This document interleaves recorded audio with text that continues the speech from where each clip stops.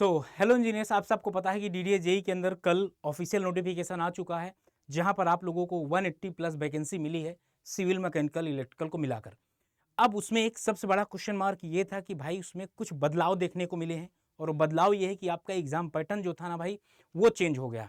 Exam pattern के साथ देखा जाए कि सिलेबस में भी कुछ ऐड हुआ है। वो सारी बातें यहाँ पर मैं डिस्कस करने वाला हूँ आप लोगों के साथ, तो स्टार्टिंग से लेकर लास्ट तक जरूर बने रहिएगा। चैनल के अंदर नए हैं तो चैनल को सब्सक्राइब करना मत भूलिएगा इसी तरीके के अपडेट के लिए। चलिए सर, एक एक पॉइंट पर हम डिस्कस करते हैं। सबसे पहले मैं आपको ये बता दूं कि इंपॉर्टेंट डेट कौन कौन सी। इंपॉर्टेंट डेट अगर बात किया जाए तो ओपनिंग डेट जब आप फॉर्म फिलअप स्टार्ट करेंगे वो है सर आपका 6/10/2025। ओके, आगे और अगर बात करता हूं मैं, लास्ट डेट कब है आपका 5/11/2025। और भाई एग्जाम इस हिसाब से बहुत जल्दी ले रहे हैं। अगर बात किया जाए दिसंबर और जनवरी में आपका एग्जाम हो जाएगा, तो हम ये मानकर चलेंगे कि आपका लास्ट दिसंबर तक एग्जाम हो जाएगा। अगर एक महीने ज़्यादा मिलता तो आपके लिए बेनिफिट हो जाएगा सर। आगे अगर बात किया जाए टेंटेटिव एग्जाम जो CBT 2 हमारा होना नहीं है ना, वो तो होना नहीं, तो CBT 1 तक आपको बता दिया गया।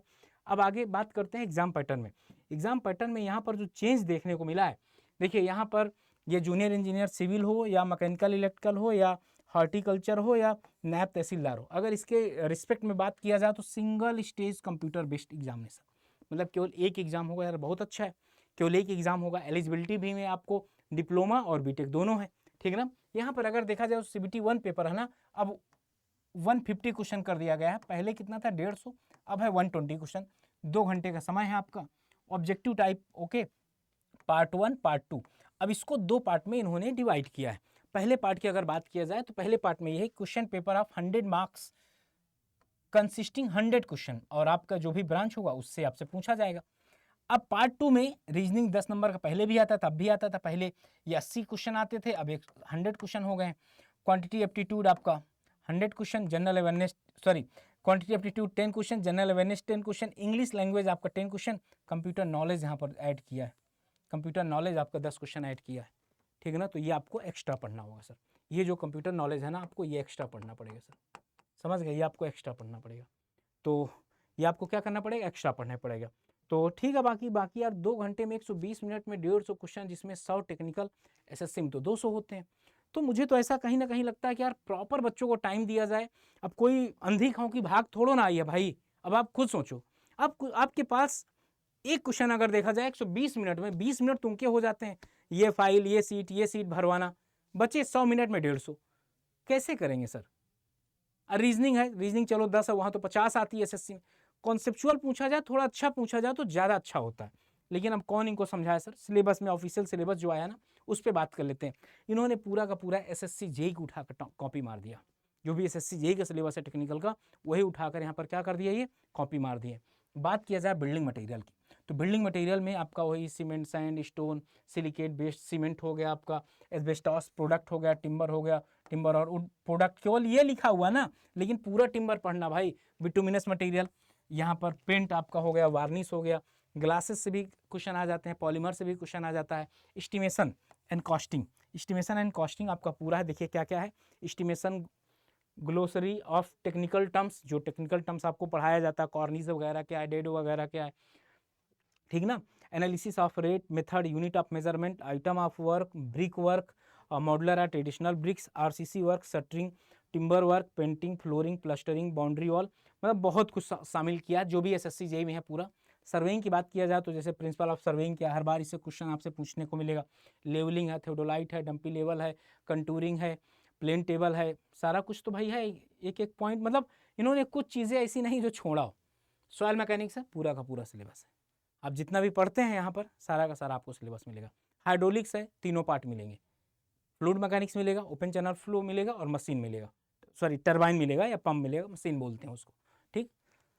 ये सारा कुछ मिलेगा। जैसे ओपन चैनल फ्लो ज़्यादा इंपॉर्टेंट है। आगे बात किया जाए इरीगेशन इंजीनियरिंग, इरीगेशन इंजीनियरिंग भी पूरा है भाई, कोई एक पार्ट इन्होंने छोड़ा नहीं है। एक चीज़ तो मैंने देखा, जितना भी पढ़ाया जाता है, जैसे कि डिफिनीसन जो है, अगर यहाँ पर बात करता हूँ मैं, जैसे यहाँ पर डिफिनीसन, नेसेसरी क्या, बेनिफिट्स क्या है, second effect irrigation, type, method irrigation, hydrology क्या है, measurement of rainfall, run of coefficient, rain gauge, loss of precipitation, evaporation, infiltration, water equipment of crop, duty delta crop, CCA CGA, ये सारा कुछ आया है।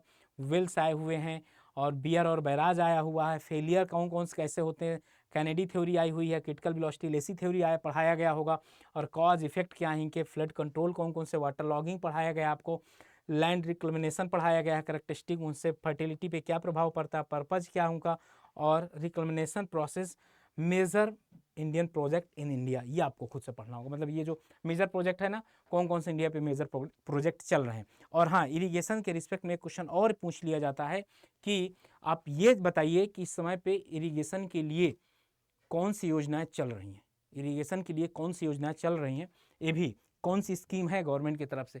ट्रांसपोर्टेशन इंजीनियरिंग में पूरा है, देखो हाईवे और रेलवे दोनों होगा। अगर आप देखोगे कहीं ना कहीं रेलवे पूछ भी लेता है। ओके, ये देखो यहाँ ट्रांसपोर्टेशन इंजीनियरिंग कंपोनेंट में परमानेंट वे, कल स्लीपर, बैलास्ट, फिक्सर, फास्टनिंग, ये सब पढ़ाया हूँ कल मैं आपको। ट्रैक आपको पढ़ाया गया है, ज्योमेट्री पढ़ाई गई है, point and crossing Monday Tuesday को पढ़ाया जाएगा, ट्रैक जंक्शन हो गया, स्टेशन हो गया, यार्ड हो गया, ठीक ना, ये सारा कुछ हो गया। और इन्वायरमेंटल पूरा और बाकी ये सब कुछ हाईवे इंजीनियरिंग में सब कुछ है। इन्वायरमेंटल इंजीनियरिंग, पानी की क्वालिटी क्या है, सोर्स क्या है, प्यूरिफिकेशन क्या है वाटर का, पानी को किस तरीके से डिस्ट्रीब्यूट करना है, और इसके बाद सीवरेज सिस्टम पूरा है, सर्कुलर, ओवल, सीवर, सारा कुछ है। एयर पोल्यूशन भी आप देख लीजिए, pollution, cause effect, noise pollution control, health effect control, सारा कुछ है आपका। स्ट्रक्चर इंजीनियरिंग अच्छा पूछा जाता है, फिर से बता दिया जाए, स्ट्रक्चर इंजीनियरिंग ना आपसे अच्छा पूछा जाता है। और आगे अगर बात करते हैं कंक्रीट टेक्नोलॉजी, ये कंक्रीट टेक्नोलॉजी आपका पूरा है कि क्यूरिंग क्या है, quality of control, hot weather, cold weather, और ये सारा कुछ पढ़ाया गया। आरसीसी आप देख सकते हैं पूरा का पूरा आरसीसी। स्टील ये हो गया। स्टील के बाद अगर बात किया जाए, स्टील में लिखा ज़रूर छोटा, लेकिन आते हैं 4-5 नंबर तो आएंगे, 4-5 नंबर तो आपके क्वेश्चन आएंगे सर, ठीक ना। आगे अगर बात करते हैं पार्ट सेकेंड, क्या पार्ट सेकेंड में अगर देखा जाए, टेस्ट ऑफ रीजनिंग आपका 10 क्वेश्चन, मैथ आपकी, जनरल अवेयरनेस, इंग्लिश, कंप्यूटर, 10-10, 50 ही हो गया। इस तरीके से आपका पूरा ये पेपर बन रहा है। तो अब ये जैसे एक्स्ट्रा ऐड कर दिया गया है, और 20 क्वेश्चन वहाँ, 30 क्वेश्चन और एक्स्ट्रा ऐड कर दिए गए हैं, लेकिन ठीक है, हम तो बहुत अच्छे तरीके से रूबरू हैं। किससे? हम तो बहुत अच्छे तरीके से रूबरू हैं अपने एसएससी से। वो तो 2 घंटे में भाई 200 क्वेश्चन लेता है। रीजनिंग में वैसे भी थोड़ा सा टाइम लग ही जाता है, यहाँ तो 10 ही क्वेश्चन है, तब भी ठीक है, लेवल ठीक है। मैं बता दूँ, अगर आप इसके लिए लगना चाहते हैं और इस बार ऐसा है कि भाई इस बार सिलेक्शन हो जाए, तो आप लोगों के लिए अड्डा 24/7 ऐप को डाउनलोड कर लीजिएगा। वहाँ पर ये जैसे DDA JEE जैसे आप ओपन करेंगे ना, आप चाहे सिविल से हो, मैकेनिकल से हो, इलेक्ट्रिकल से हो, तीनों ब्रांचेस के लिए है। आपके लिए स्पेशली अगर आप करना चाहते हैं तो कर्तव्य बैच है आपका। कौन सा? कर्तव्य बैच है आपका। आप ना इसको क्या कर सकते हैं, 1816 है ना, आपके पास पैसा है इतने में ले लीजिए, और अगर आपको लगता है तो कूपन कोड लगा के, जैसे कि अमेजन, फ्लिपकार्ट वगैरह में होता ना, तो थोड़ा सा आप लोगों के लिए भी हेल्प हो जाएगी। 1733 रुपये का है, सारा पेपर यहाँ पर पूरा कवर हो जाएगा, ठीक है ना, सारा पेपर कवर करवा दिया जाएगा। और अगर आपका मन है कि सर यही DDA JEE में जाना है, सिविल इंजीनियरिंग का महापैक अगर आपको बढ़िया लग रहा है, क्योंकि इसमें SSC JEE, RRB JEE भी इंक्लूड हो जाएगा, तो ये ले लीजिए सर। ये भी 2390 का दिख रहा है। Y579 जैसे आप लगाओगे, एक 2280 रुपये का मिल जाएगा, और कॉइन्स वगैरह अगर वहाँ होंगी तो ये करीब 2200 रुपये का आपको पड़ेगा। मेन मोटो ये है कि पढ़ाई करना है। और DDA JEE वाला बैच भी आपका कब से स्टार्ट है, भी आपको बता देता हूँ। जो DDA JEE है ना सर, ये बैच आपका कब से स्टार्ट है? ये बैच आपका 7 अक्टूबर से स्टार्ट है, और इसमें मैक्सिमम सीटें तो फुल हो चुकी हैं। फिर दूसरा बैच आएगा, 1-2 दिन में जितना हो पाएगा, क्योंकि भी स्टडी मटेरियल वगैरह सब इसमें लग जाता है, तो फिर नहीं इनरोल हो पाते, थोड़ा सा दिक्कत हो जाती है। तो बाकी मर्जी आपकी, अगर आप सिलेक्शन चाहते हैं तो ज़रूर बैच को ज्वाइन करिए जाकर। और बाकी और भी कोई क्वेरी है तो कमेंट सेक्शन में आप बताइएगा। सेशन को लाइक करना मत भूलिएगा, अपने दोस्तों तक ज़रूर शेयर करिएगा, चैनल को सब्सक्राइब जरूर कर लीजिएगा। बाकी डेली शाम के 6 बजे मेरा इवेंट होता है, वहाँ मिलते हैं। तब तक अपना ध्यान रखें, पढ़ाई करते रहें, इस बार सिलेक्शन लेना है। Okay, bye bye and thank you.